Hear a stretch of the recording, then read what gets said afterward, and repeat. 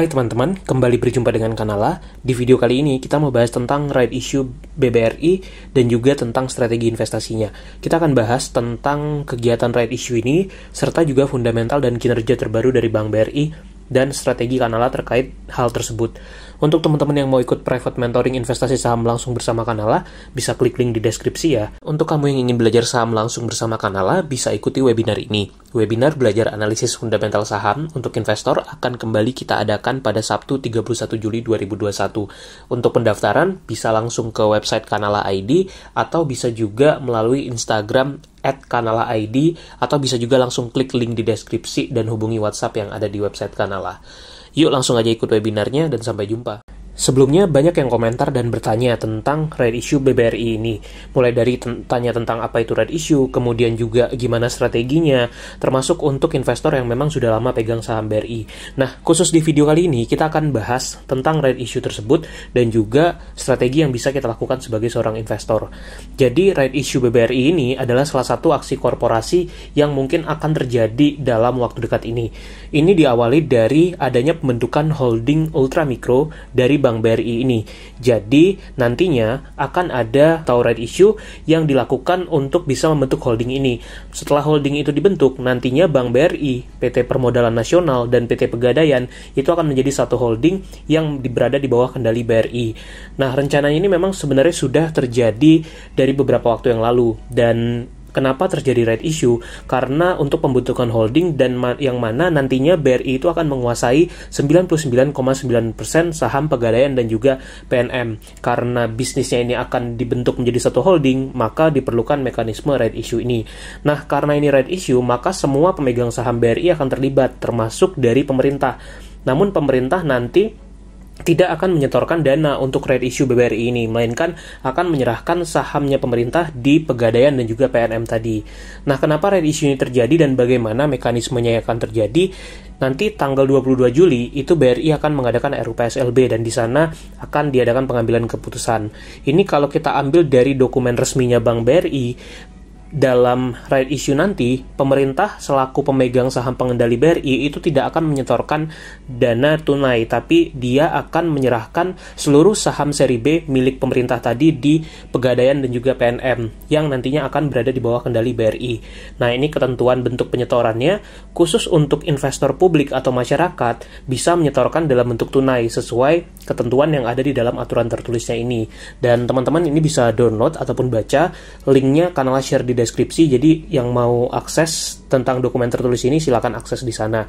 Nah, ini tentang rencana penggunaan dananya. Nanti akan dipakai untuk pembentukan holding BUMN ultramikro dan selebihnya akan dipakai sebagai modal kerja untuk perseroan. Lantas bagaimana prospek BRI setelah right issue ini?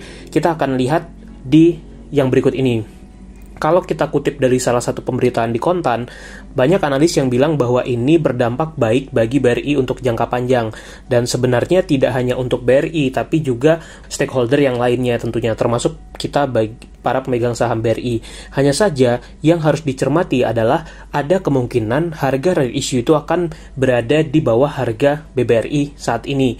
Mungkin kalau kita lihat di sini, itu diperkirakan right issue-nya bisa berharga 1,5 sampai 2 kali dari nilai bukunya. Ya, kisarannya mungkin 2.400 sampai 3.200. Tapi kita bisa lihat nanti akan seperti apa. Nah, yang jadi pertanyaan, kita perlu tebus atau enggak nih untuk right issue-nya? Kalau menurut Kanala, right issue ini secara prospek itu menarik karena untuk keperluan ekspansi Bank BRI tadi. Jadi BRI bisa masuk ke segmen-segmen yang selama ini belum bisa mereka jangkau melalui Pegadaian dan juga PNM tadi. Nah, kita sebagai investor menurut Kanala bisa tunggu harga pasti dari right issue-nya. Kalau harganya wajar atau menarik, maka kita bisa pertimbangkan untuk eksekusi hak kita dan ikut mengeksekusi right issue-nya. Kalau misalkan kita tidak menebus, maka kepemilikan kita di BRI itu bisa akan terdilusi. Nah, buat investor long term yang memang suka dengan BRI, menurut Kanala ini sesuatu yang positif. Bagaimana cara ikutannya? Bisa dari sekuritas masing-masing dan bisa ditanyakan ke pihak sekuritasnya tentunya.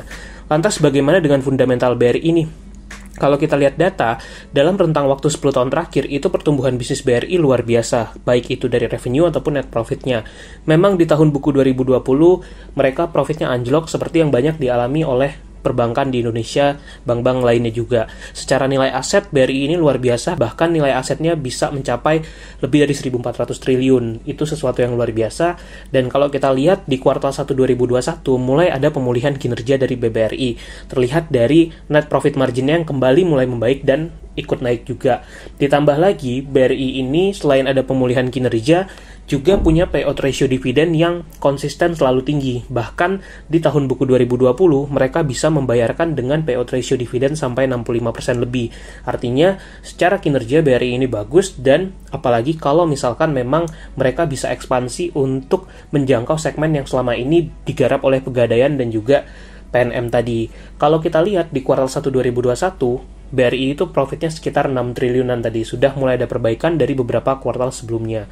Nah, kalau untuk red issue ataupun juga prospek BRI ke depan, kita akan lihat dari segi valuasi. Ketika video ini dibuat, price earning ratio BRI itu sekitar 18 kali, kalau memakai data perkiraan EPS di tahun buku 2021. Secara PBV itu 2,57. Nah, kalau kita lihat dari data PE Standard Deviation Band, terlihat bahwa saat ini price earning ratio BBRI ini ya berada dalam harga yang cukup mahal karena berada di atas rata-rata mereka selama 3 tahun terakhir. Dan secara PBV pun juga masih sedikit di atas rata-ratanya. Kalau kita lihat data di sini, rata-rata PBV-nya itu sekitar 2,5 kali dan sekarang agak sedikit tinggi. Nah, kalau strategi Kanala, menurut Kanala adalah kita akan tetap simpan BRI untuk jangka panjang sebagai investor long term, dan terkait pembelian mungkin bisa beli di harga wajar BRI ataupun di valuasi yang lebih murah dibanding saat ini.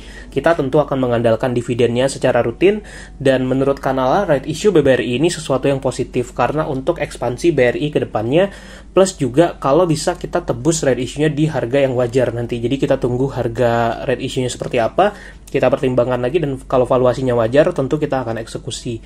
Anyway, kalau teman-teman butuh referensi bisa tonton beberapa video yang lain, linknya ada di deskripsi, dan jangan lupa subscribe ya.